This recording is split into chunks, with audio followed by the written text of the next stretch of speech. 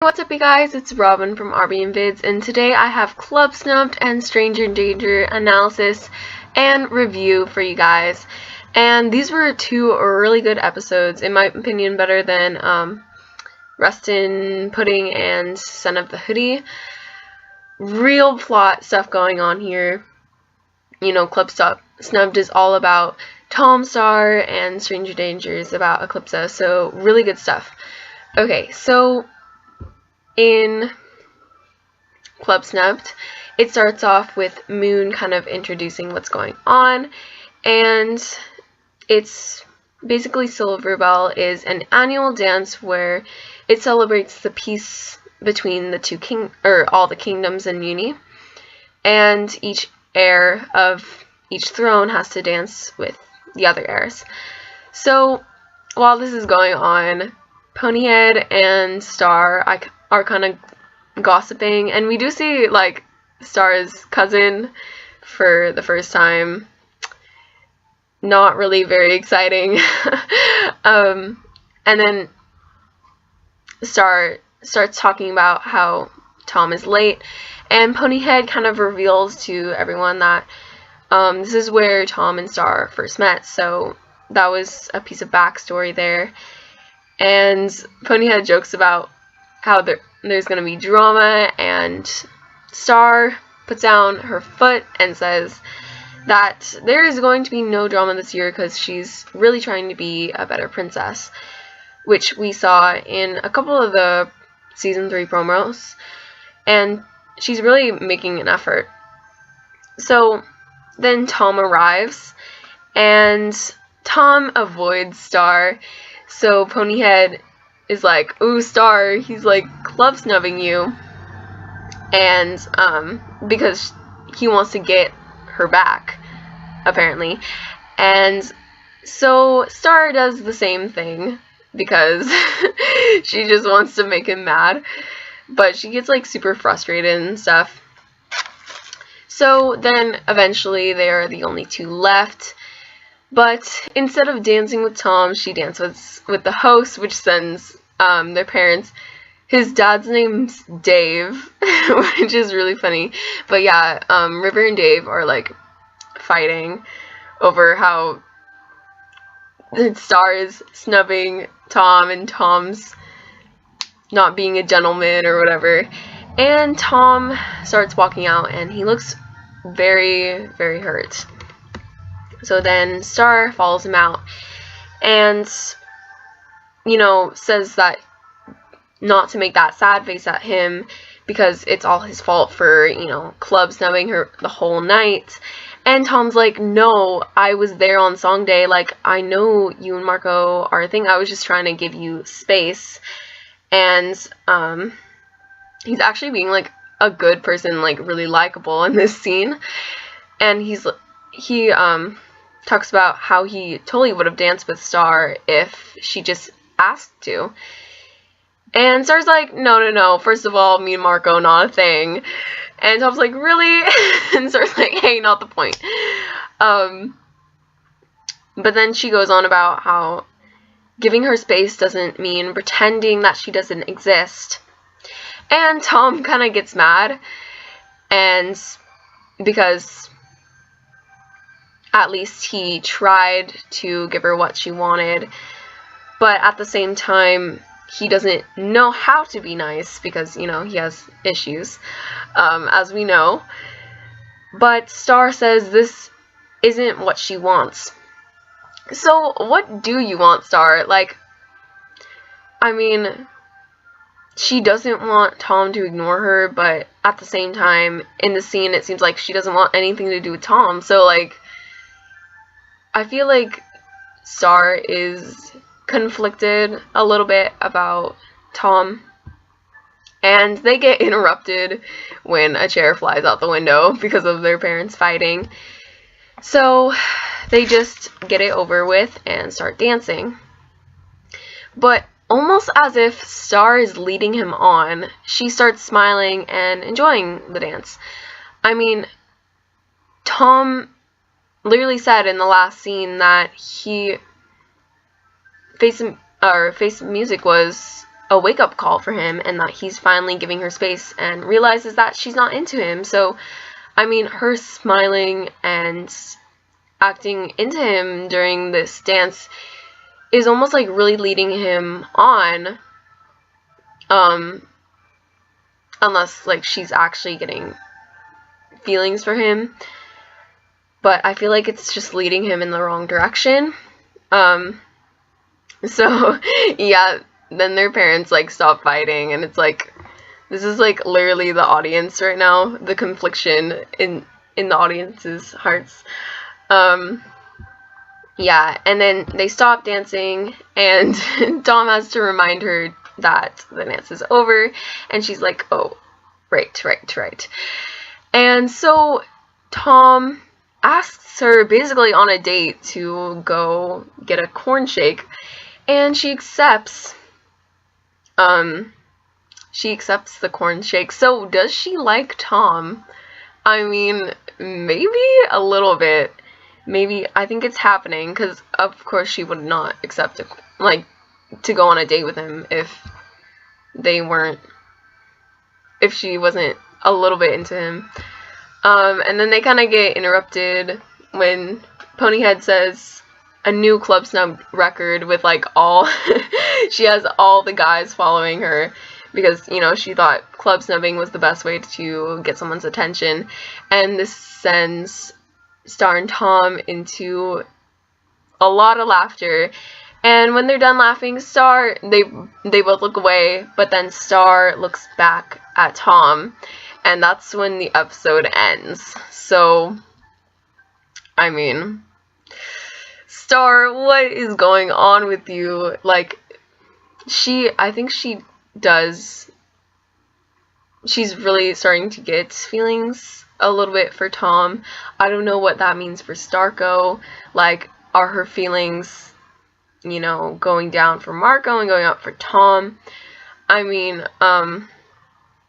we're finally seeing character development from him, and it's the potential for character development is my favorite thing about Tom, and is why he's one of my favorite characters, because he has a lot of potential for that, and we're finally getting to see that in season 3, so that's really good. And then Stranger Danger, Glossaric, this scene is really funny with Glossaric. I mean, all he can say is Globgor, and he's just like acting like a baby slash, I mean, dog, I don't know, but it's really funny, and Star has to walk him. But then he kind of jumps out the window, and Eclipsa catches him and does the crystal tickly thing. And, I mean, she seems really friendly, and they're, like, talking.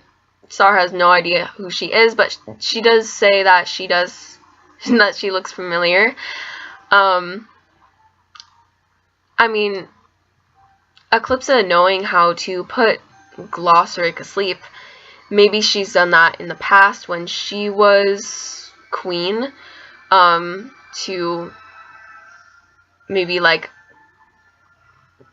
calm him down and not like watch her so closely during some points in time. I don't know, but I mean, and then she like brings out her candy bar, and she's like, I may have some self-control issues, which is the line we saw in one of the promos, and Star laughs and agrees that she does too. And later in that scene, Eclipsa jokes about having a date tonight, that she might have a date tonight. So I feel like Eclipsa, kind of like how Glossaric can, Eclipsa can see the future. She may have like that ability. It may be like a spell that we haven't seen yet, that, you know, gives these characters the ability to see the future. I think when she says that she may have a date tonight, it means she already knows she's gonna get captured by the High Council. But anyways, the High Council rushes in, and I mean, when Omnitraxis like slams Eclipsa against the wall, she's not fazed at all. She's just smiling at him like it's nothing. And I mean, like, how calm Eclipsa is during this whole episode, you know, raises a lot of suspicion to, is she really evil? Like, what's really up with her? But yeah, Moon tells Star that she's Eclipsa, and they do a bunch of tests on Star to see if she's evil, but Star denies it and says that she only talked to Eclipsa for like 2 seconds, and she was really nice and didn't do anything to Star. Then Star questions why Eclipsa is so, like, why they think Eclipsa is so evil, and they really do not have a legitimate answer to why they crystallized her. I mean, she really didn't do anything wrong. All they could come up with was that she ran away to pursue a monster as her love, and she meddled in the dark arts, but, like, according to what they said, she didn't really do anything, like, any harm with that dark magic. So, I mean, like, they don't really have a solid reason for crystallizing her, and Star tells them this. They even had one of their reasons for crystallizing her as seeing her double dipping. They were trying to think of reasons why, and they really did not come up with anything, so that really surprised me. But yeah, then Moon goes to the dungeon, to recrystallize Eclipsa, and Star runs out to save Eclipsa. And then her and Moon argue about if Eclipsa is really evil. Moon's like, or Star says that crystallizing someone is a really serious punishment, and that she hasn't heard a solid reason why. And kind of Moon brings up how she can make you do things that you don't want to do, and Star's just like, yo, Moon, you were the one that went to her and asked her to make a deal with you. Like, she didn't manipulate you. It was on you. It wasn't her fault that you, like, got messed up over that spell. You were the one that, like, asked her for the deal. But then Eclipsa looks down at her hand, takes off her glove, and says that she felt the darkness inside of her when she was doing that spell,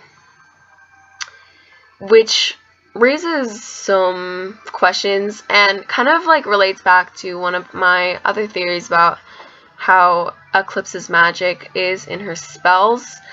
I'll probably link it at the end of this video, but eventually Star convinces Moon to have a trial for Eclipsa, but Moon only agrees because she wants to show Star that Eclipsa is really evil, without a doubt. And I mean, throughout the scene, Eclipsa's face, like, she's just smirking, she is smug, like, for real, she's too calm about all of this, like, for real. I really do think that she can see the future, just like Glossric and even Toffee. All three of those characters have shown, you know, signs of seeing the future. But yeah, so Star goes to Eclipsa's new room that they're holding her in, and she asks her if she's ever done dark magic, and Eclipsa's like, yeah, but I did it for me. I had to do what I had to do. And Star's like, yo, even though I didn't want you crystallized, doesn't mean I trust you. But then Eclipsa kind of jokes about corrupting Glosric when Star wants him to go to sleep again. And, I mean, she's already kind of let her guard down again in this scene. So then they go out and look at the view. And, I mean, you can see that Star is completely relaxed. And she's already kind of let her guard down, like I said before. It's kind of like a bonding moment. I feel like she's beginning to trust Eclipsa more and more. And if Eclipsa warms up to her, there's a theory out there that she's going to mentor Star. Because obviously she's going to pass not guilty in the trial. Because why would they just bring Eclipsa into the story just to crystallize her again? I don't think they would do that. And I'm really excited to see what Eclipsa is really all about in the season, because she seems nice, but there's just, you just can't trust her, and you just can't. So, I mean, if you like this review, go ahead and give me a like, and then you guys can go talk to me in the comments down in the section below, and then subscribe to stay tuned for more theories on my channel. Bye!